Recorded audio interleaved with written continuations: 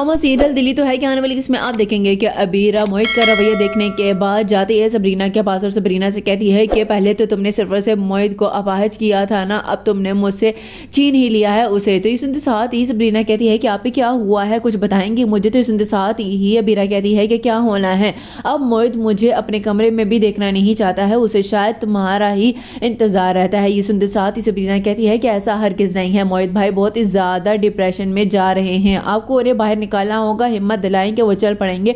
ये सुनते साथ ही बीरा कहती है कि जब वो चल ही नहीं सकता तो कैसे झूठी तसल्ली दूं, और उसे मेरे सहारे की जरूरत है, मैं इतना कुछ नहीं कर सकती हूँ। ये सुनते साथ ही सबरीना कहती है कि चले आप कम से कम उनसे प्यार से ही तो बात करने जैसे पहले करती थी। दूसरी सीन में आप देखेंगे कि जब मोहित की माँ मोहित से कहती है कि मोहित बेटा अगर तुम इसी तरह ही कमरे में पड़े रहे तो तुम बहुत ही ज्यादा डिप्रेशन का शिकार हो जाओगे। ये सुनते साथ ही मोहित कहते हैं तो क्या करूं, मैं बाहर जाता तो हूँ लॉन में। तो ये सुनते साथ ही मोहित की माँ मोहित से कहती है कि मैंने सबरीना को कहा है कि वो तुम्हें बाहर ले जाए जरा शॉपिंग पे। तो ये सुनते साथ ही मोहित कहता है कि मुझे कोई शॉपिंग नहीं करनी है, और हाँ उसके साथ जाऊंगा तो लोग हंसेंगे, वो खुद को तो संभाल नहीं सकती है, आपको पता है ना। तो ये सुनते साथ ही मोहित की माँ मोहित से कहती है कि अब ऐसी भी बात नहीं है, देखा है तुम्हें ही तो संभाल रही है, वो इतना कौन करता है, जबकि ये सारा का सारा फर्ज अबीरा का बनता था। ये सुनते साथ ही मोहित कहता है कि बस अब मैं अबीरा और सबरीना दोनों का ही नाम नहीं सुनना चाहता हूँ। लास्ट सीन में आप देखेंगे कि उधर सरमद